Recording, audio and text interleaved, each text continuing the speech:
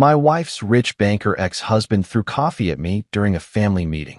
Oh, IT was a mistake, and started smiling. My wife said, "Don't worry, this is what it's worth." 5 minutes later, my wife's ex-husband got a call saying he had been fired from his job. Then he turned pale when he saw a picture on his mobile. Well, here's the thing about fairy tales. They're complete bullshit. Nobody warns you that when you marry the princess, you've also got to deal with her entire kingdom of uptight relatives and one particularly toxic ex-husband who thinks he's Gordon Gekko reincarnated. My name is Marcus Hill, and let me tell you, I never in my wildest dreams imagined I'd end up married into a world where people actually iron their underwear and have separate fridges for different types of champagne. See, my wife Clara, God bless her beautiful, complicated soul, she came from that world. You know the type. Where your net worth determines your actual worth, where handshakes are really just dick-measuring contests in disguise, and where everyone speaks in this weird code language that somehow makes ordering coffee sound like a hostile corporate takeover. Her ex-husband, Richard Bennett, is the poster child for everything wrong with that universe. This guy's the kind of high-flying banker who probably practices his "I'm better than you" smile in the mirror every morning while his personal trainer counts his push-ups. From day one. Hell, probably from minute one. Richard made it crystal clear that he had about as much respect for me as he did for the gum stuck to his Italian leather shoes. To him, I was just some small-town schmuck who somehow managed to bamboozle his way into stealing the woman who belonged in his league. And yeah, he actually used that word, league, like we were all playing in some cosmic baseball tournament where your bank account determines which division you get to play in. But here's what old Richie boy never wrapped his perfectly coiffed head around. Clara never wanted his world of fake-ass smiles and luxury that felt colder than a morgue in January. She wanted something real, something that didn't come with a price tag or require a credit check to experience genuine human emotion. And that's exactly what she found with me. Authenticity, the kind you can't buy at Nordstrom or lease with a signature on some pretentious contract. I remember the first time I met Richard at some charity gala that Clara dragged me to. This dude rolled up looking like he'd stepped straight out of a Wall Street wet dream. Tailored suit that probably cost more than my truck. Watch that could have funded a small country's healthcare system. And this aura of superiority that practically had its own gravitational pull. He sized me up like I was a used car he was considering whether to kick the tires on, and I could practically see the calculator running behind his eyes, tallying up my outfit, my handshake firmness, and my general lack of yacht ownership. "So, Marcus," he'd said, drawing out my name like it left a bad taste in his mouth. "Clara tells me you work in construction." The way he said construction made it sound like I collected garbage for a living, which honestly, some days felt pretty accurate when I was dealing with contractors who couldn't tell a Phillips head from their own ass. "That's right," I replied, because what else was I gonna say? Apologize for having calluses instead of manicures? I build things that actually last. The dig wasn't subtle, but then again, neither was his condescending tone. Clara had squeezed my arm that night, and I could feel her trying to telepathically communicate that we should just smile and nod our way through the evening. But Richard wasn't done with his little performance. Throughout the entire night, he made sure to mention his latest acquisition, his new investment opportunities, and his upcoming trip to some European country I'm pretty sure he couldn't locate on a map without GPS. Every story was carefully crafted to remind everyone in earshot that he was swimming in money while the rest of us were apparently drowning in our own mediocrity. What really got under my skin wasn't the money talk. Hell, I've been broke before and survived just fine. It was the way he looked at Clara, like she was some kind of trophy that had been temporarily misplaced but would eventually find its way back to his trophy case. Like their 10-year marriage and subsequent divorce was just some minor inconvenience. A brief intermission before she came to her senses and realized she belonged with someone who could afford to buy her things she never asked for. But Clara's no trophy, and she sure as hell isn't some prize to be won by whoever has the biggest portfolio. She's a woman who chose to walk away from all that glittering bullshit because she figured out that gold-plated handcuffs are still handcuffs. She chose me not because I could give her the world, but because I could give her something Richard never could. The freedom to be herself without having to perform for some invisible audience of judgmental assholes. The thing is, Richard never understood that money can't buy you everything. It can't buy you genuine laughter that comes from actual joy instead of social obligation. It can't buy you conversations that don't revolve around quarterly reports and market fluctuations. And it definitely can't buy you the kind of love that doesn't come with terms and conditions written in fine print. Clara used to tell me stories about their marriage, how every dinner party was a performance, every vacation was a photo opportunity for his social media presence, and every conversation eventually circled back to his latest financial conquest. She lived in a beautiful cage, surrounded by beautiful things, married to a beautiful man who looked right through her unless she was serving as arm candy for his business associates. So when people ask me how a guy like me ended up with a woman like Clara, I usually just smile and tell them it's simple. I saw her for who she actually is, not for what she could do for my image or my bank account. Richard saw an accessory. I saw a partner. Richard saw a reflection of his success. I saw a woman who deserved to be loved for her terrible morning hair and her habit of stealing my hoodies and her ability to make me laugh until my stomach hurt. And that, ladies and gentlemen, is how this whole beautiful, complicated, occasionally infuriating mess got started. Because sometimes the best revenge against people who think they're better than you isn't proving them wrong. It's proving that their definition of better is completely fucked up to begin with.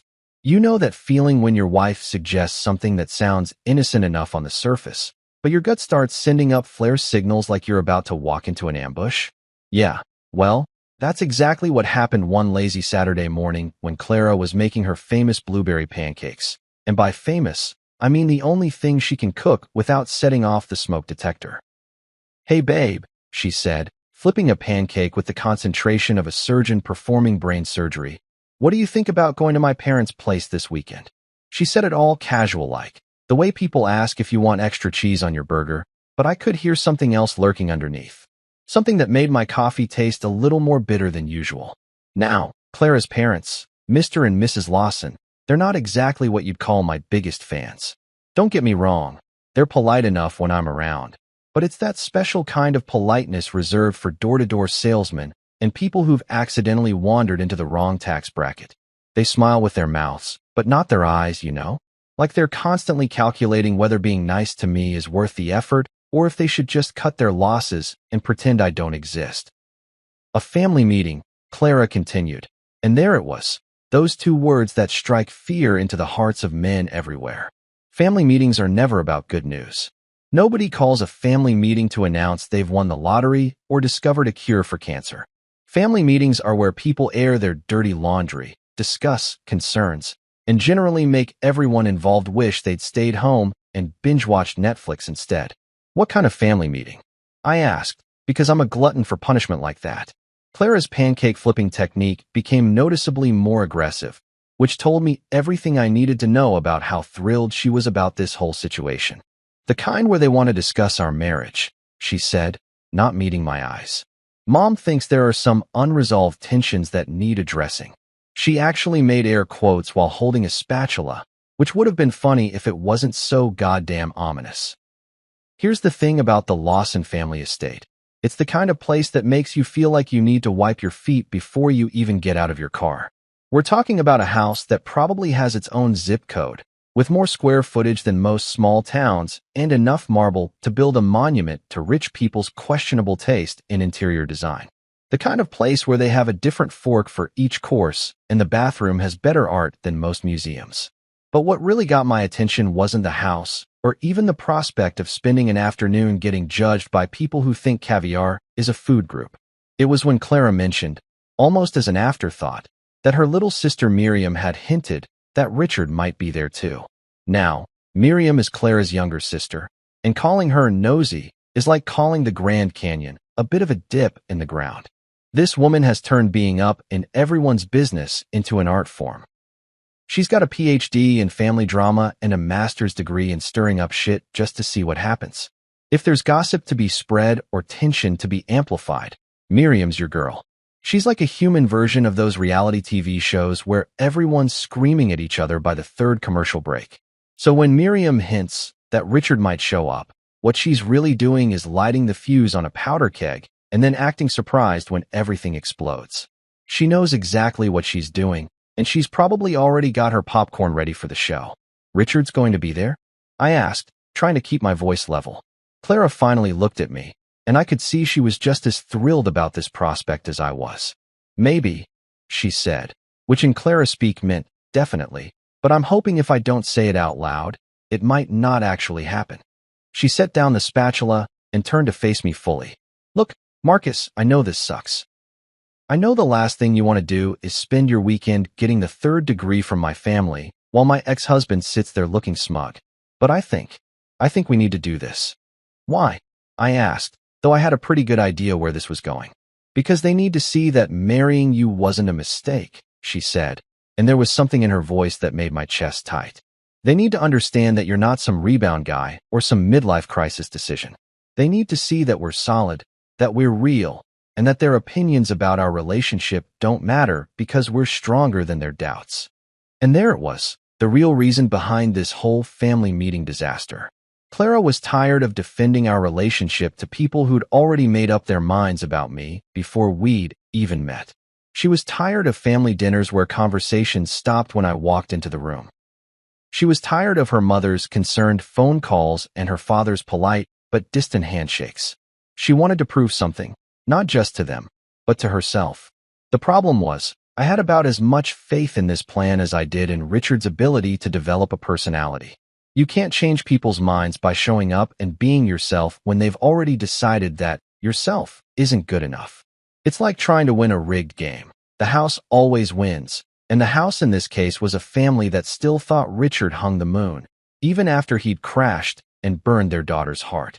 But Clara was looking at me with those eyes that made me agree to move to her hometown in the first place. The same eyes that convinced me to try sushi, spoiler alert, still not a fan. And the same eyes that made me fall in love with her complicated, messy, beautiful life. She reached over and squeezed my hand, her fingers still warm from making breakfast.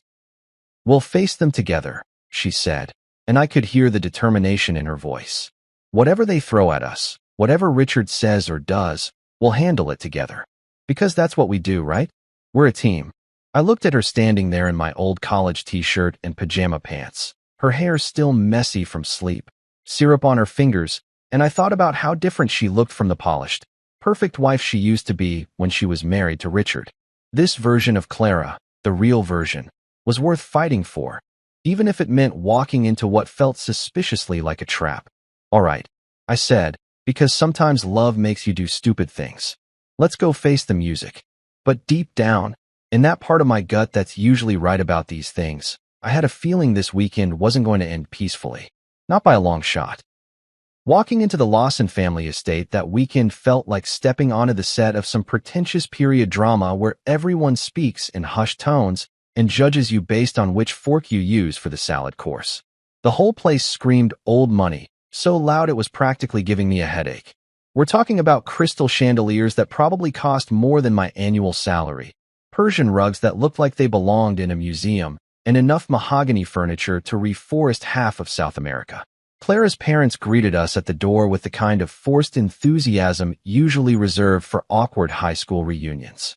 Mrs. Lawson air-kissed Clara like she was afraid actual contact might smudge her makeup, while Mr. Lawson gave me one of those handshakes that's technically polite, but feels like he's checking to see if I'm carrying any communicable diseases from the working class. Marcus, he said with a smile that never quite reached his eyes. So good to see you again. The way he said it made me feel like I should be grateful for the privilege of breathing the same rarefied air as his family. I trust the drive wasn't too taxing.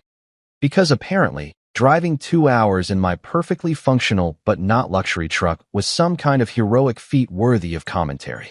The meeting started about as smoothly as a train wreck in slow motion. We all gathered in what they called the sitting room, which was basically a museum exhibit dedicated to uncomfortable furniture and intimidating family portraits. Everyone was being painfully polite, the kind of politeness that makes your teeth ache because you can feel all the unspoken criticism hanging in the air like a toxic cloud. And then, because the universe has a twisted sense of humor, Richard fucking Bennett made his grand entrance. Now, I'd like to tell you that time slowed down and dramatic music started playing. But the reality was even more obnoxious than that. This bastard just strolled in like he owned the place, which, let's be honest, he probably felt like he did, considering he'd been part of this family longer than I'd been alive, practically. He was fashionably late, because of course he was, rolling up in what I'm assuming was his latest attempt to compensate for whatever psychological damage his childhood had inflicted on him. His suit was so perfectly tailored it looked like it had been sewn directly onto his body by angels who specialized in making assholes look respectable. The fabric probably cost more than most people's rent, and it fit him like a second skin designed specifically to announce to everyone in the room that he had more money than taste and the ego to match. His watch, Jesus Christ, his watch, was the kind of timepiece that probably had its own insurance policy and required a background check just to look at it directly. But it was the way he moved that really got under my skin. Richard Bennett walked into that room like he was signing deals, not greeting family members. Every step was calculated, every gesture was performed for maximum impact, and every smile was a carefully rehearsed demonstration of his superiority. He shook hands like he was closing million-dollar mergers, not saying hello to people he'd known for over a decade. "Sorry I'm late," he announced to the room, though his tone suggested he was about as sorry as a shark apologizing for being hungry. "You know how it is. The market never sleeps, and neither do the opportunities." He said this while checking his phone, because apparently, whatever was happening on that screen was more important than basic human decency. The air in the room immediately became thick enough to cut with a knife. You could practically taste the tension, like that moment before a thunderstorm when you know all hell's about to break loose, but you're powerless to stop it. Clara shifted beside me, and I could feel her body language change from relaxed to defensive in about 2 seconds flat. "Over dinner, and let me tell you, this wasn't your average family dinner. This was some kind of culinary performance art involving more courses than a college curriculum." Richard completely dominated every single conversation. It was like watching a one-man show titled Richard Bennett, the musical, except nobody had bought tickets and everyone was trapped in the theater until the final curtain call. He bragged about his latest bank merger like he'd personally negotiated world peace. "We secured a $70 million acquisition last month," he announced between bites of whatever fancy fish they were serving. "Really revolutionized the entire financial landscape in the Northeast Corridor." The way he said, "we," made it sound like he'd done everything himself, probably while juggling flaming torches and solving world hunger on the side. Then came the stories about the millions he'd secured, his word, not mine, like money was some kind of wild animal he'd personally tamed through sheer force of will and superior breeding. He name-dropped clients like he was reading from a Forbes magazine, casually mentioning politicians and celebrities like they were all best friends who regularly met for poker night and philosophical discussions about the meaning of wealth. And the parties, Christ, the parties he'd attended. According to Richard, he was basically the social equivalent of a traveling circus, moving from one exclusive event to another, rubbing shoulders with people whose names appeared in gossip columns and whose problems were so far removed from reality that they probably needed GPS to find them. "Last weekend, I was at Governor Morrison's private reception," he said, swirling his wine like he was conducting an orchestra. Fascinating conversation about municipal bonds and their impact on infrastructure development. Because nothing says fun party like discussing municipal bonds with politicians who probably couldn't find their own asses with both hands and a roadmap. Every single word that came out of his mouth was a perfectly aimed dagger, and I knew it. He wasn't talking to Clara's parents or even to Clara herself. He was performing for me, putting on a show designed to remind everyone at the table exactly how much more successful, sophisticated, and valuable he was compared to the blue-collar nobody who'd somehow tricked their precious daughter into thinking she could be happy with less.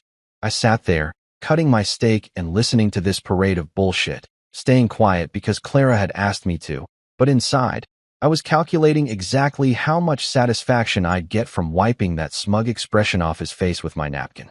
Clara noticed my restraint. She always did, and gave me one of those soft smiles across the table that said everything without saying anything at all. "Ignore him. We're stronger than this.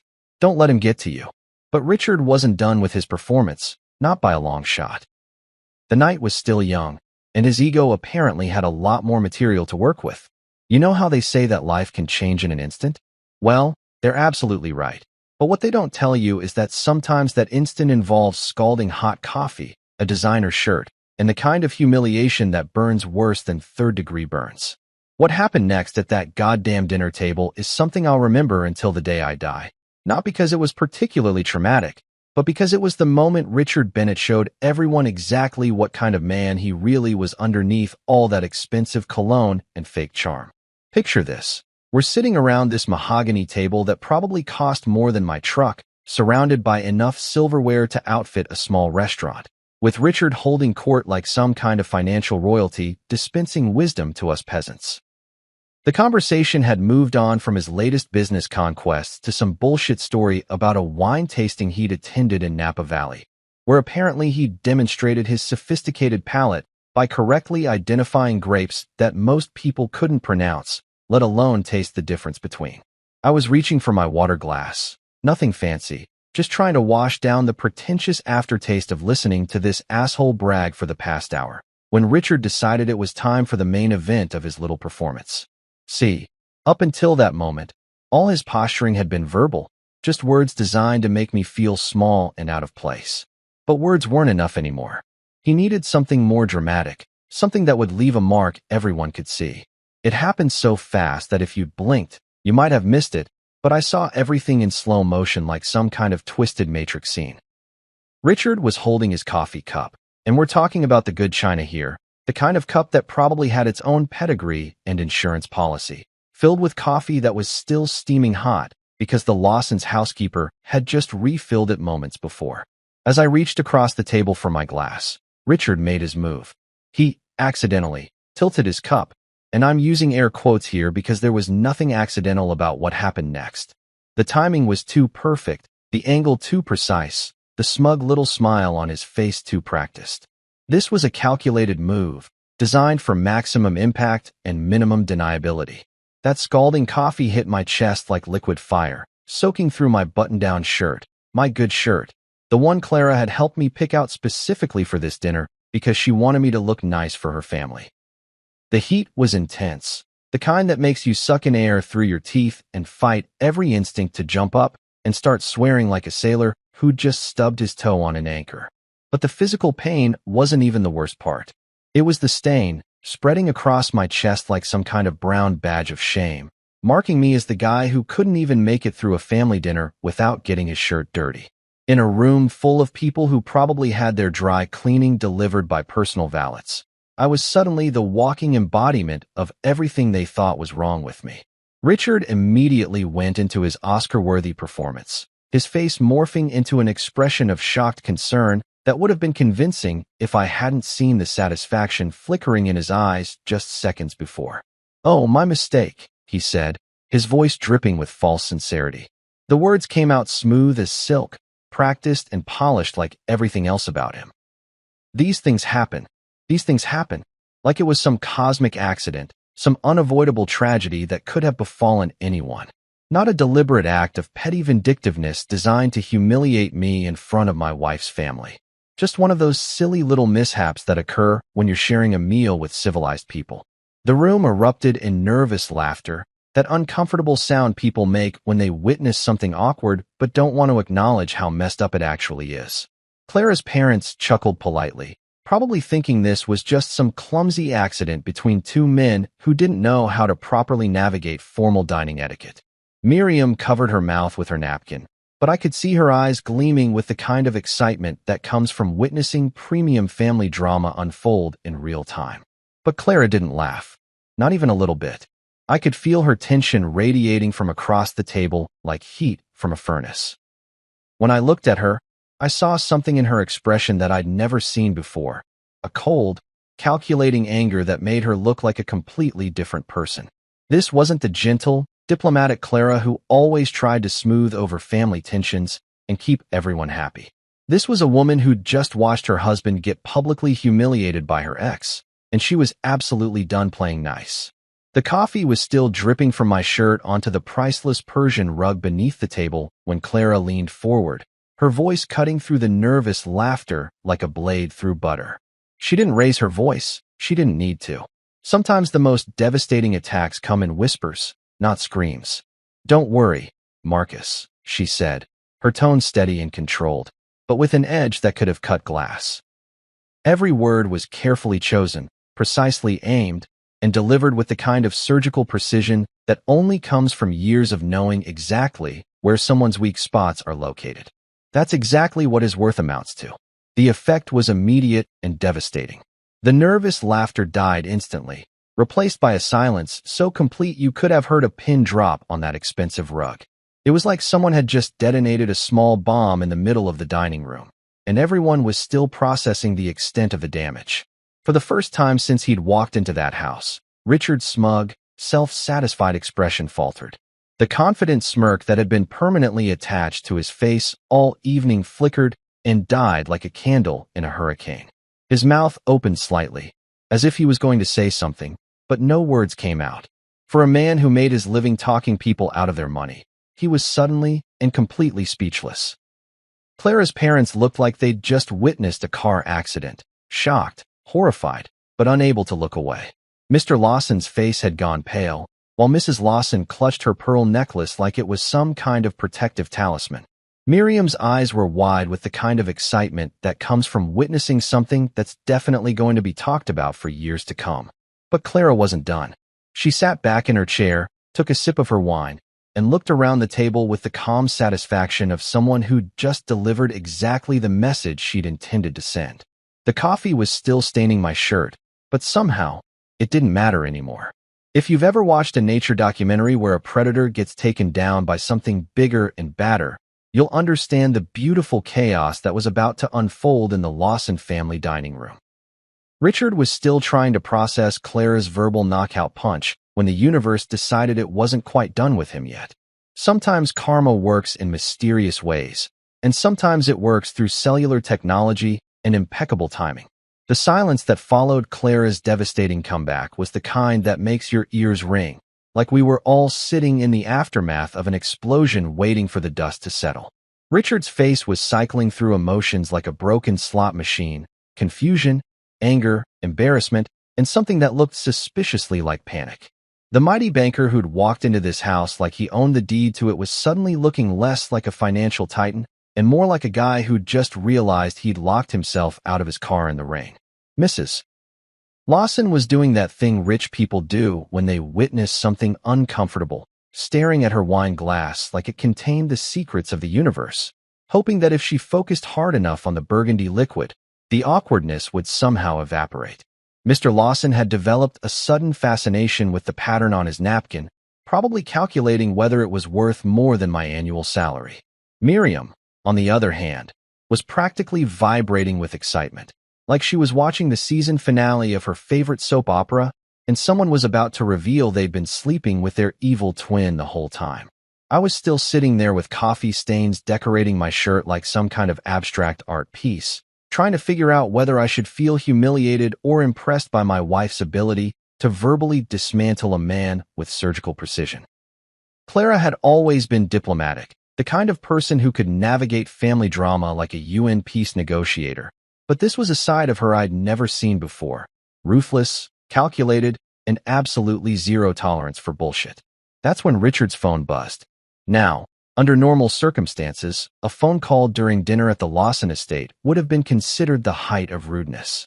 These people had rules about everything: which fork to use when, how to properly hold a wine glass, the correct way to spread butter on bread without offending the ghost of Emily Post. Phone calls during dinner were definitely not part of the approved etiquette handbook. But Richard picked it up anyway, probably grateful for any excuse to escape the laser-focused attention that Clara's comment had brought down on him like a spotlight on a cockroach. He glanced at the caller ID with the casual confidence of a man who was used to being important enough that people needed him at all hours of the day and night. "I need to take this," he announced, his voice trying to reclaim some of that earlier arrogance. Important client. Because of course it was an important client. In Richard's world, all clients were important, all calls were urgent, and all interruptions were justified by the sheer magnitude of his financial responsibilities. He answered with his usual business smooth tone, the voice he probably practiced in the mirror alongside his power handshake, and his "I'm worth more than your house" smile. Richard Bennett speaking. Even his phone voice oozed confidence, like he was doing the caller a favor by gracing them with his presence, even electronically. But something was wrong. We could all see it happening in real time, like watching a building collapse in slow motion. Richard's confident posture started to crumble as he listened to whatever was being said on the other end of that call. His shoulders sagged first, then his face began to drain of color like someone was slowly turning down the saturation on a TV screen. The transformation was fascinating in the most horrifying way possible. This was a man who'd built his entire identity around being untouchable, unshakable, the kind of guy who could navigate financial storms that would sink other people's careers. But whatever he was hearing through that phone was hitting him like a freight train loaded with bad news and karma. "What do you mean?" he said, his voice cracking slightly on the last word. The smooth confidence was gone, replaced by something that sounded suspiciously like fear. There must be some mistake. But even as he said it, you could tell he knew there was no mistake. Whatever was happening was real, and it was happening to him. Clara was watching this unfold with the calm detachment of someone observing a particularly interesting science experiment. She took another sip of her wine, her expression neutral but her eyes sharp, like she was cataloging every micro-expression crossing Richard's face for future reference. There was something almost predatory about the way she was watching him fall apart, and I found myself wondering exactly what my wife knew that the rest of us didn't. Richard pushed back his chair with the jerky movements of a man whose world was imploding in real time. The chair legs scraped against the hardwood floor with a sound like fingernails on a chalkboard, and he stumbled slightly as he stood up, his usual grace abandoned in favor of pure panic-driven instinct. "I'll have to call you back," he said into the phone, but his voice was shaky now, all pretense of control evaporating like morning mist. He ended the call and looked around the table like he was seeing us all for the first time, his eyes wide with the kind of shock that comes from having your entire reality rearranged without warning. The silence stretched on, thick and heavy like humidity before a thunderstorm. Nobody knew what to say, partly because we didn't know what had just happened, and partly because watching someone's life implode in real time tends to leave people speechless. Even Miriam had stopped bouncing in her chair, apparently sensing that whatever was happening was bigger than her usual appetite for family drama. When Richard came back to the table, he looked like a completely different person. Gone was the strutting peacock who'd dominated every conversation, who'd accidentally spilled coffee on me like some kind of prep school bully with a trust fund and daddy issues. This version of Richard looked hollow, like someone had reached inside him and scooped out everything that made him who he thought he was. His face had gone from confident banker to walking disaster in the span of about 5 minutes. His hands were actually trembling as he tried to compose himself, and when he opened his mouth to speak, his voice came out as barely more than a whisper.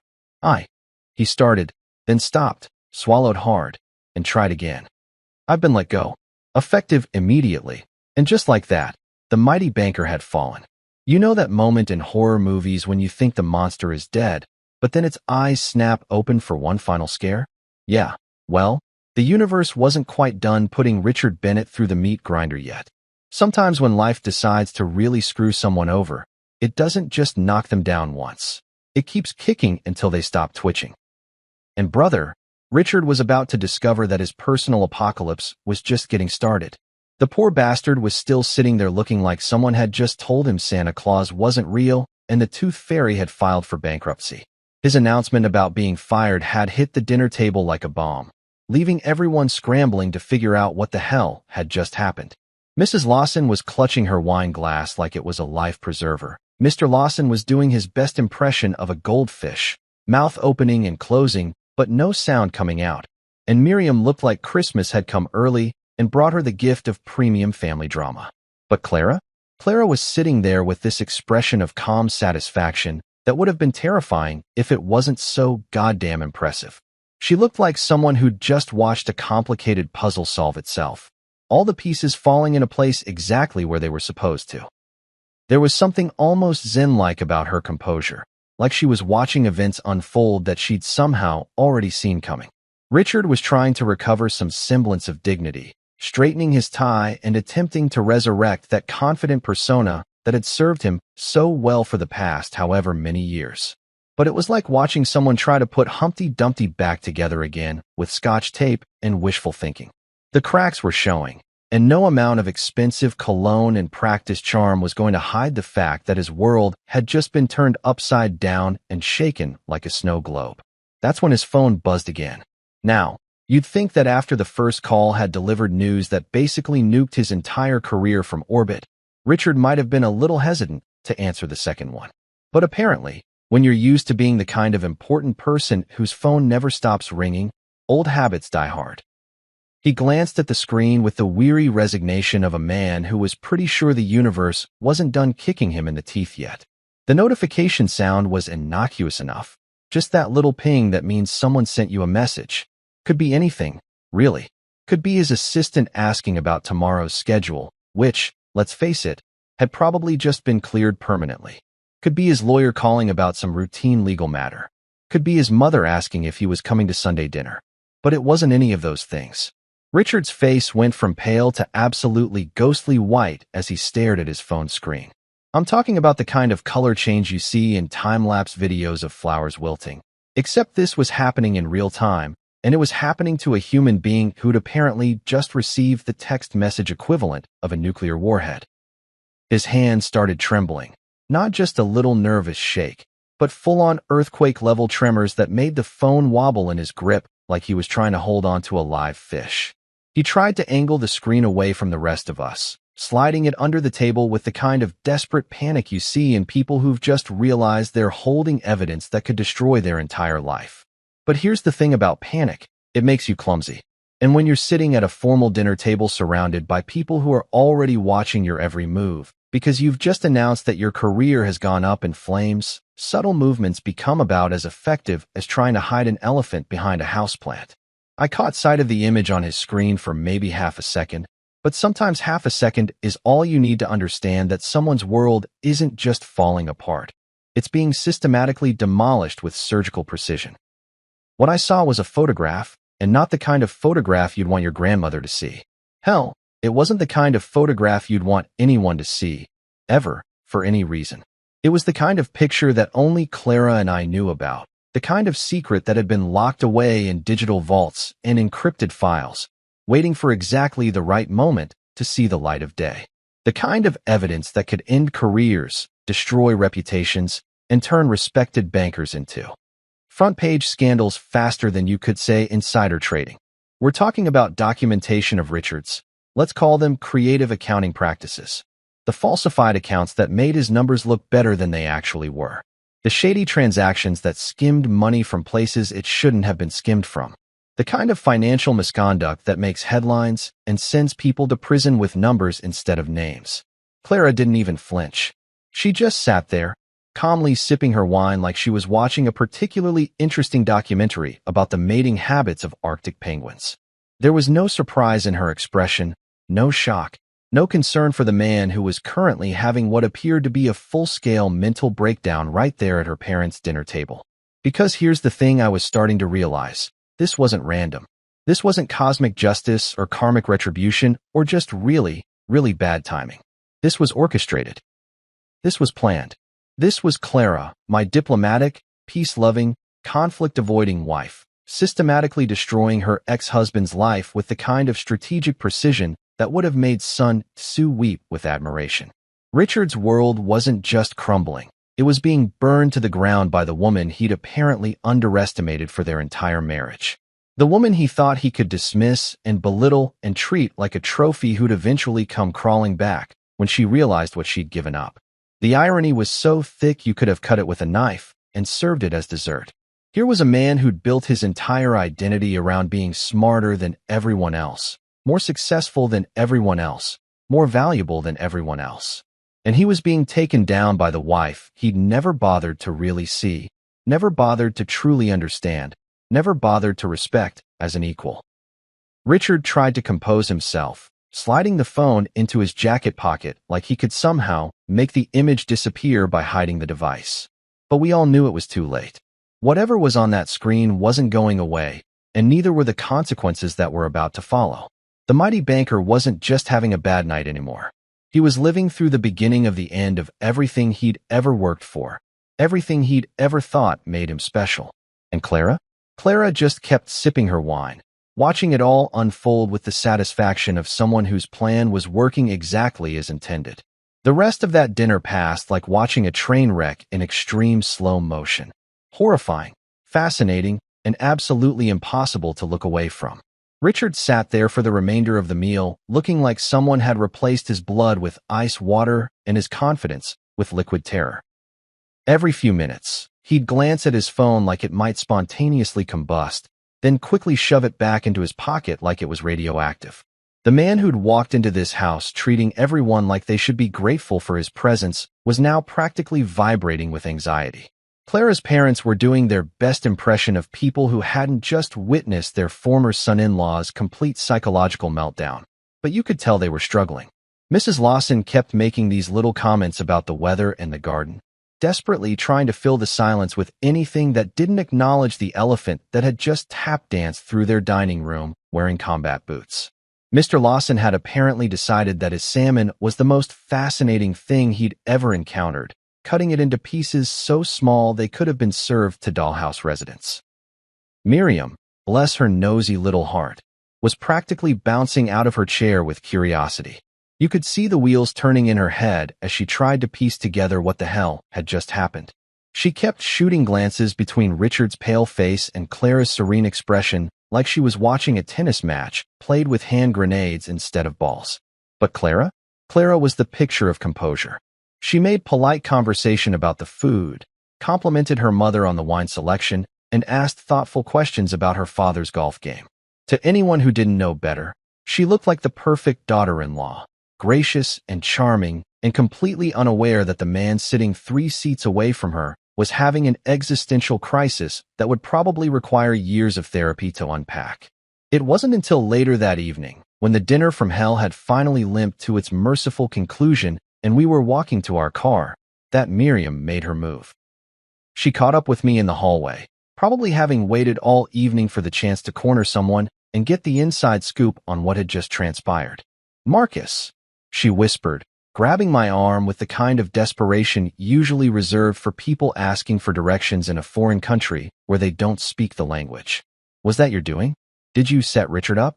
Her eyes were wide with the kind of excitement that comes from thinking you've stumbled onto a conspiracy that would make Watergate look like a parking ticket. I had to laugh at that. The idea that I, Marcus Hill, construction worker and general small-town nobody, had somehow orchestrated the downfall of Richard Bennett, financial wizard and master of the universe, was so ridiculous it bordered on comedy. If I had that kind of power and influence, would I really be driving a 10-year-old truck and shopping for clothes at outlets? No, I told her, shaking my head. He did it to himself. We just stopped protecting him. And that was the truth, as simple and devastating as it sounded. Sometimes the most powerful thing you can do isn't to attack someone. It's to simply step aside and let them face the consequences of their own actions. But Miriam wasn't satisfied with that answer. She wanted details, explanations, a full breakdown of how exactly her former brother-in-law had gone from master of the universe to unemployed disaster in the span of one evening. She kept pressing, asking questions, trying to get me to reveal some master plan or secret strategy that would explain what she'd just witnessed. The thing is, there was a master plan. There was a strategy, but it wasn't mine. See, here's what I'd started to piece together over the course of that disastrous dinner. Clara had evidence of Richard's corruption long before tonight. We're talking about documentation that went back years, possibly their entire marriage. Financial records, email trails, transaction histories, the kind of paper trail that forensic accountants dream about and criminal prosecutors salivate over. She'd known about his falsified accounts, his shady transactions, his creative interpretations of banking regulations that crossed the line from aggressive to illegal. She'd probably known about it for years, watching him climb the corporate ladder on a foundation built from fraud and financial misconduct. But she'd stayed quiet, keeping his secrets locked away like toxic waste in a vault. Why? Because exposing Richard would have meant destroying her family's reputation. The Lawsons had been proud of their successful son-in-law, bragging about his achievements at country club dinners and charity galas. Mrs. Lawson probably spent years telling her friends about Richard's latest promotion or his newest luxury car. Mr. Lawson probably enjoyed the reflected glory of having a financial powerhouse in the family. Clara had protected Richard not because she loved him. Hell, she'd divorced his ass, but because she loved her family and didn't want to see them hurt by the scandal that would inevitably follow. She'd chosen their peace of mind over justice, their reputation over accountability. But then Richard had crossed a line tonight. When he'd accidentally spilled that coffee on me, when he'd humiliated me in front of her family with that smug, satisfied smirk, he'd made it personal. He'd attacked the man she loved, and that was apparently where Clara's patience ran out. So she'd quietly sent those files to the bank's ethics board. Probably earlier that week, maybe even earlier that day. She'd finally decided that protecting her family's feelings wasn't worth protecting Richard's career, especially when he was using that career as a weapon to hurt the people she actually cared about. Tonight wasn't random. Tonight wasn't cosmic justice. Tonight was Clara Bennett. Excuse me, Clara Hill. Finally deciding that her loyalty to family peace was less important than her loyalty to actual justice. She'd lit the fuse on a bomb that had been sitting under Richard's career for years, and tonight was just the night it finally exploded. The beauty of it was in the timing. Richard had spent the entire evening trying to prove his superiority, bragging about his success, throwing his wealth and status around like weapons. And right at the moment when he was feeling most confident, most untouchable, most convinced of his own invincibility, the consequences of his own actions had come home to roost. Clara hadn't destroyed Richard Bennett. Richard Bennett had destroyed Richard Bennett. Clara had just stopped covering for him, stopped protecting him from the natural consequences of being a lying, cheating, fraudulent piece of shit who thought he was too important to follow the same rules as everyone else. And the most beautiful part? He never saw it coming. He'd been so focused on trying to make me look small that he'd completely missed the fact that his ex-wife was methodically dismantling his entire life from the inside out. As we drove home that night, I looked over at Clara and realized I was married to someone far more dangerous than I'd ever imagined. And honestly, I'd never found her more attractive. If you've ever wondered how fast someone can go from being the toast of high society to being about as welcome as a skunk at a garden party, let me tell you about the week that followed Richard Bennett's spectacular implosion. It was like watching a master class in how quickly people will abandon ship when they smell the smoke from a burning reputation. And brother, Richard's reputation wasn't just burning. It was a full-scale 5-alarm inferno that could probably be seen from space. The news broke on Monday morning with all the subtlety of a freight train hitting a nitroglycerin factory. I'm talking front page of the business section, above the fold coverage with the kind of headline that makes editors rub their hands together with glee. Prominent banker fired amid financial scandal investigation. The photo they used was one of those corporate headshots where Richard looked confident and successful, which made the contrast with his current situation even more delicious. By Tuesday, the story had grown legs and started running. Apparently, once one news outlet breaks a story about financial corruption, every other outlet in the city decides they need to get in on the action.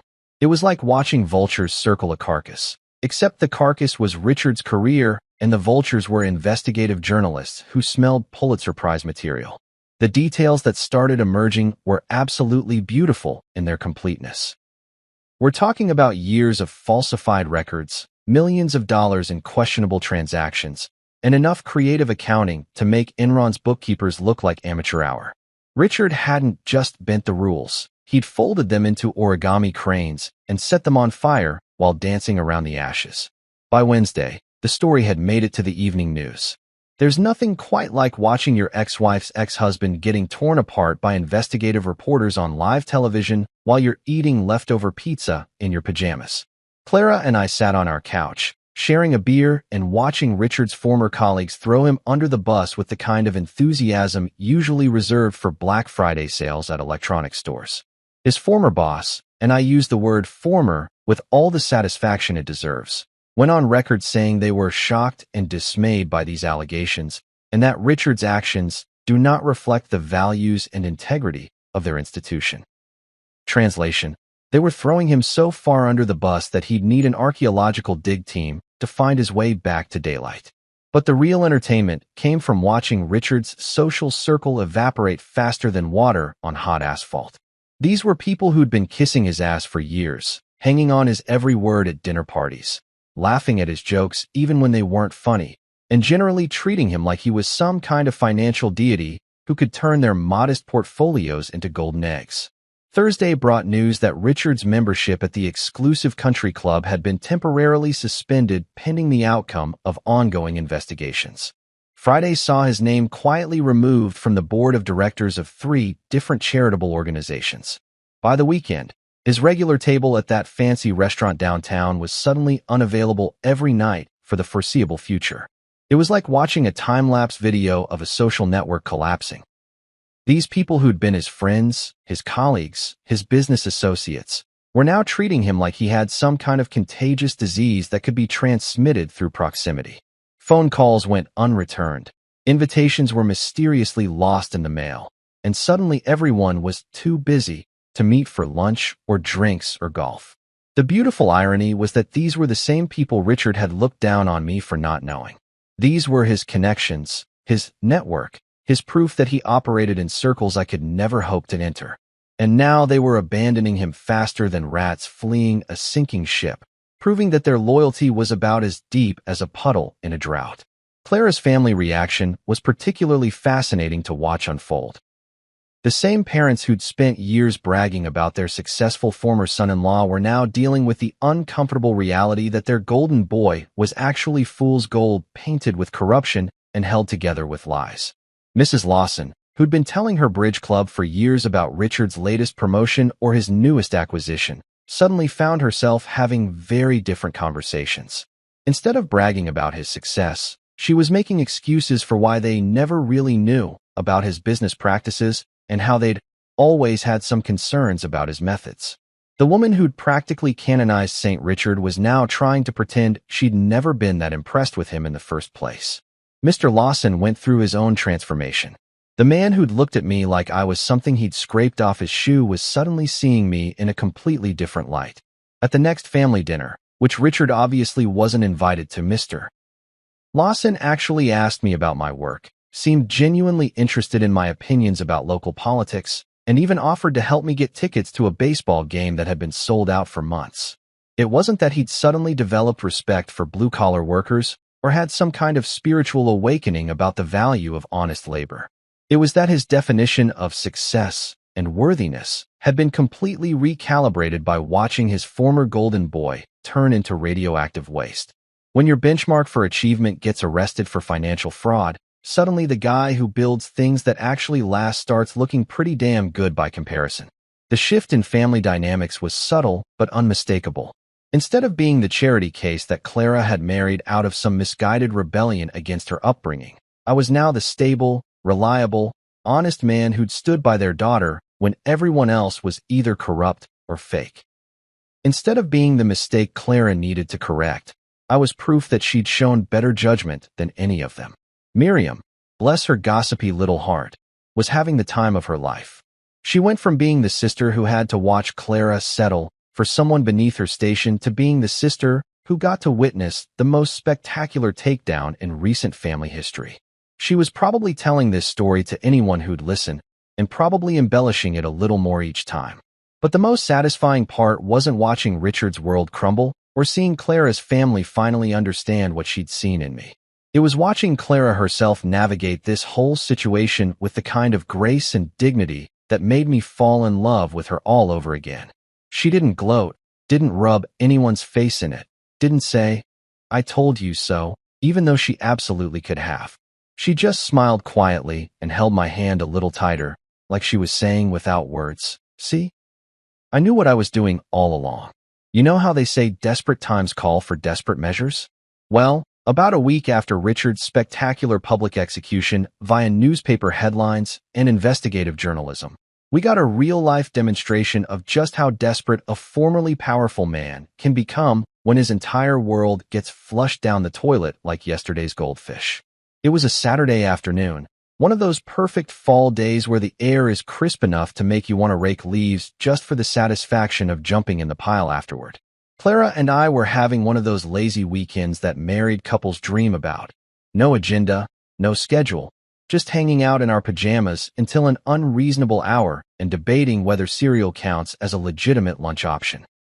I was on the couch reading some article about the latest construction techniques, because apparently that's what passes for exciting literature when you're in your 30s and own a mortgage. When Clara called out from the kitchen where she was making what she claimed was gourmet coffee, but was really just regular coffee with fancy creamer she'd bought on sale. "Marcus," she said, and something in her tone made me look up from my magazine. "There's someone at the door." Now, we don't get a lot of unexpected visitors. Most of our friends have the courtesy to call first. The delivery guys usually just leave packages on the porch, and the Jehovah's Witnesses learned to skip our house after Clara answered the door in a Hail Satan t-shirt she'd bought as a joke, but decided to wear specifically for religious solicitors. But when I looked out the window, I saw something that made my coffee taste suddenly bitter in my mouth. There, standing on our front porch like some kind of ghost from Christmas past, was Richard fucking Bennett. Except this wasn't the polished, confident Richard who'd waltzed into the Lawson family dinner like he owned the place.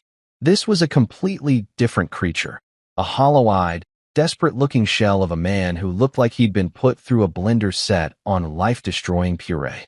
Gone was the perfectly tailored suit that probably cost more than most people's cars. Instead, he was wearing jeans. Actual jeans, like some kind of common person, and a wrinkled button-down shirt that looked suspiciously like he'd slept in it. His hair, which had always been styled with the kind of precision you'd expect from someone who probably had a personal grooming consultant, was disheveled and greasy. He looked like he hadn't shaved in days, and not in that deliberately scruffy way that models use to look ruggedly handsome, but in the way that suggests personal hygiene has become a low priority when you're busy watching your entire life implode. The arrogant smirk that had been permanently attached to his face like some kind of surgical implant was nowhere to be seen.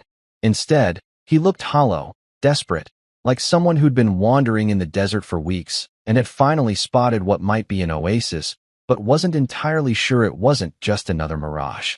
Clara opened the door before I could stop her, which in hindsight was probably for the best, because I might have been tempted to pretend we weren't home and hope he'd eventually go away like a persistent raccoon looking for garbage.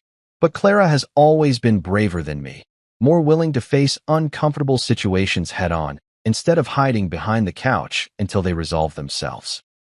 "Richard," she said, her voice completely neutral. Not hostile, not welcoming, just flat. Like she was acknowledging the existence of a piece of furniture that had unexpectedly appeared on her doorstep. "What are you doing here?" He looked at her with the kind of desperation you usually see in movies about people stranded on desert islands who've just spotted a rescue helicopter. His voice, when he finally managed to speak, was completely different from the smooth, confident tone he'd used at dinner. This was the voice of a man who'd been broken down to his component parts and hastily reassembled by someone who'd lost the instruction manual. "Clara," he said, and I could hear his voice breaking like a teenager asking someone to prom. "They're investigating me. The FBI, the State Attorney General's office, the SEC. There are so many agencies involved I've lost count. I need help. I need you to tell them it's not true." The audacity of it was absolutely breathtaking. Here was a man who'd spent our entire previous encounter trying to humiliate me, who'd treated Clara like a possession he'd temporarily misplaced, who'd walked through life with the kind of arrogance that suggested he thought the laws of physics were more like guidelines that didn't really apply to him. And now he was standing on our doorstep asking the woman he'd divorced to lie to federal investigators to save his ass. Clara's response was colder than a penguin's nightmare. Her eyes, which had always been warm and expressive, looked like they'd been carved from ice. When she spoke, her voice had the kind of finality usually reserved for judges reading death sentences. "The truth doesn't need defending," she said, and each word hit him like a physical blow. There was no emotion in her voice, no anger, no satisfaction, no regret. Just cold, hard reality delivered with surgical precision. But Richard wasn't ready to give up yet. Desperation has a way of making people stupid, and Richard was apparently determined to prove that even former financial geniuses can make spectacularly bad decisions when their backs are against the wall. He turned to me, his eyes wild with the kind of panic you see in animals caught in traps. "You think you've won, Marcus?" he said, and there was something in his voice that was part plea, part threat, and entirely pathetic. "This isn't over." And that's when I realized something that probably should have been obvious from the beginning. Richard Bennett had never understood what this was actually about. He thought this was some kind of competition between him and me, some kind of masculine pissing contest where the winner got to keep Clara as a prize. He thought I'd somehow orchestrated his downfall as part of some elaborate revenge plot, like I was playing chess while he was playing checkers. He couldn't comprehend that this wasn't about winning or losing, that Clara wasn't some trophy to be fought over, that his destruction had been entirely self-inflicted. He was so trapped in his own worldview where everything was a transaction and everyone was either an asset or a liability that he couldn't see the simple truth. Actions have consequences, and his consequences had finally caught up with him. I looked at this broken man standing on my doorstep, this former titan of industry who'd been reduced to begging his ex-wife to commit perjury on his behalf, and I felt something I hadn't expected to feel. Pity. Not sympathy, not forgiveness, but genuine pity for someone who'd built his entire identity on a foundation of sand and was now watching it wash away with the tide. It already is, I replied quietly, meeting his desperate glare with calm certainty. Life has this funny way of moving forward even after the big dramatic moments are over, like how a river keeps flowing even after it's carved through a mountain. The dust settled from Richard's spectacular self-destruction. The news cycle moved on to the next scandal involving some politicians' creative interpretation of campaign finance laws, and Clara and I found ourselves back to the business of just being married to each other.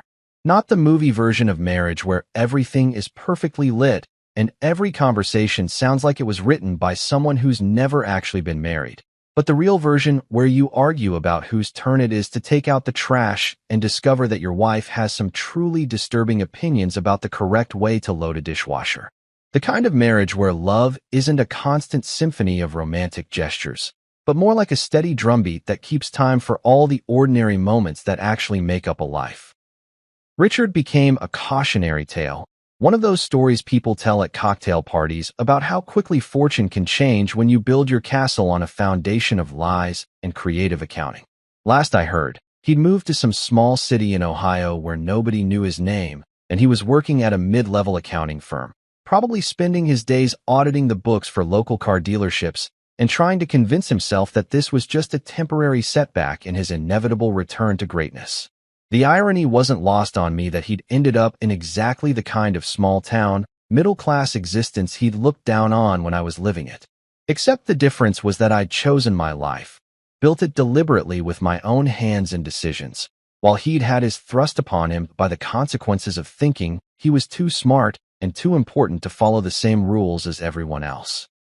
Clara's family had completed their transformation from skeptical in-laws to something approaching actual acceptance. Mrs. Lawson no longer looked at me like I was a fascinating anthropological specimen from a lower socioeconomic class, and Mr. Lawson had stopped asking questions about my prospects like he was conducting a job interview for the position of son-in-law. They'd finally figured out that stability and honesty weren't consolation prizes for people who couldn't achieve wealth and status. They were actually valuable qualities in their own right.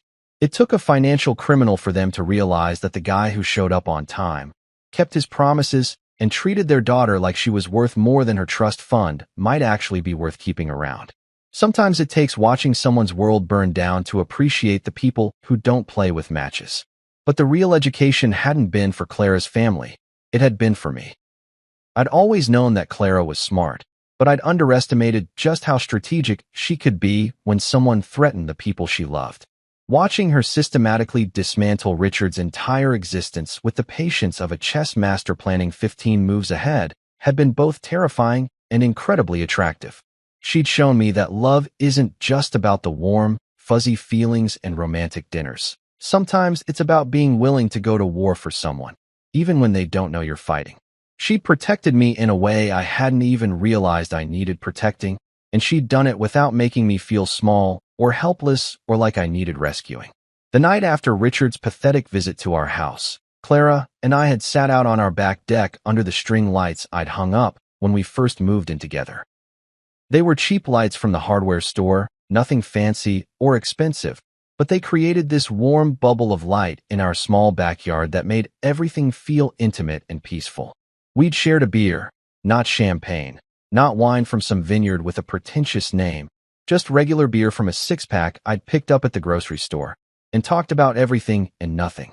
about whether we should plant tomatoes next spring, about the new restaurant that had opened downtown, about her sister's latest dating disaster. Normal stuff. Real stuff. The kind of conversations that actually matter when you're building a life with someone. You know what the funny thing is? Clara had said, leaning back in her chair and looking up at the stars that were just barely visible through the light pollution. Richard always thought money was power. But real power is knowing who you are when everything else gets stripped away. She was right, of course. Richard had built his entire identity around external validation. His job title, his bank account, his social connections, his ability to buy things that impressed people who weren't really paying attention anyway.